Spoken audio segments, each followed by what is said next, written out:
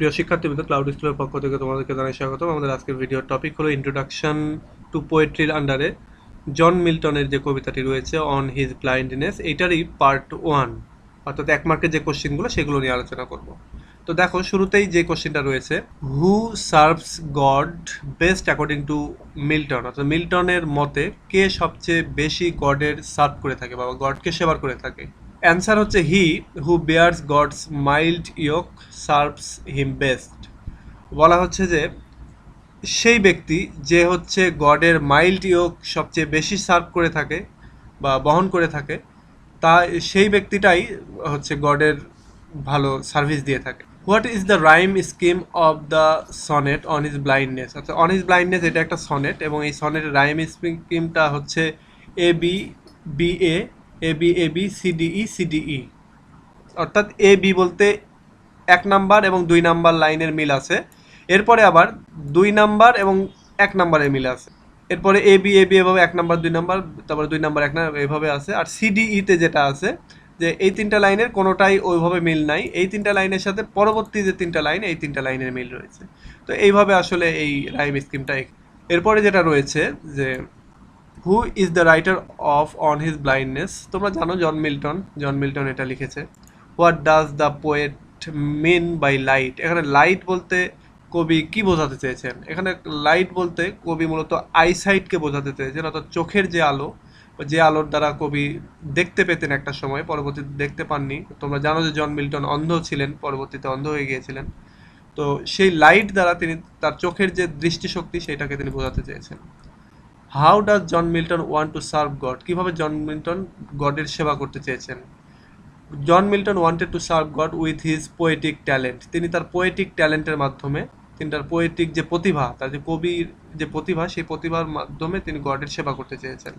How does Milton console himself at the end of the poem, কীভাবে এই কবিতার শেষে মিল্টন তার নিজেকে সান্ত্বনা দিয়েছেন?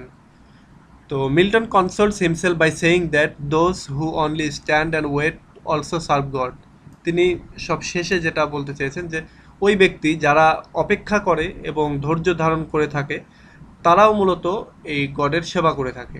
অর্থাৎ ধৈর্য ধারণ করলে এটাও একটা গডের সেবা। সেবা ঠিক বলতে গডের একটা সার্ভিস বা গডের উপাসনা করা বা প্রার্থনা করা। When did Milton became blind, কখন মিল্টন ব্লাইন্ড হয়েছিল বা অন্ধ হয়ে গিয়েছিল? মিল্টন 1652 সালে অন্ধ হয়ে গিয়েছিল। What does Milton's question to God, গডের প্রতি মিল্টনের কোশ্চেন বা প্রশ্নটা কি?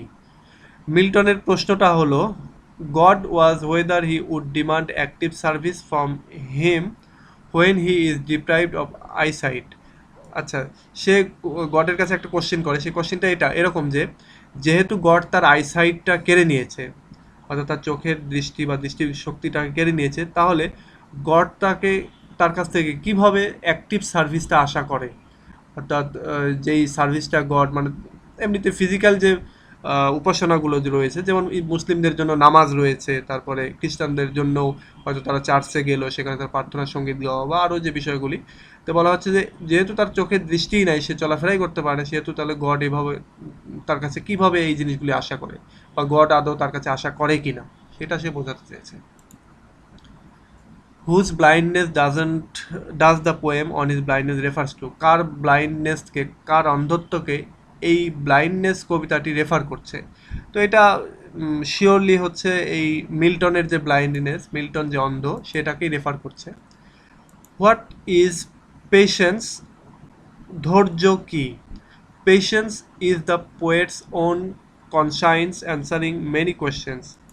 পেশেন্স এখানে মূলত একটা পার্সনিফাইড ক্যারেক্টার বা একটা পার্সনিফিকেশন, যে কিনা মূলত এখানে কবির যে বিবেক, কনসাইন্স, সেটা, এবং সে অনেক কোশ্চেনের অ্যান্সার দিচ্ছে, অর্থাৎ কবির যে বিবেক সেটাই হচ্ছে পেশেন্স এবং সেটাই হচ্ছে এখানকার পার্সনিফাইড।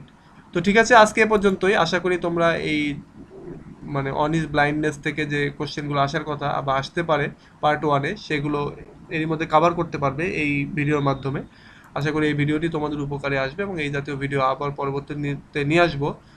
সো টিল দেন, আল্লাহ হাফেজ।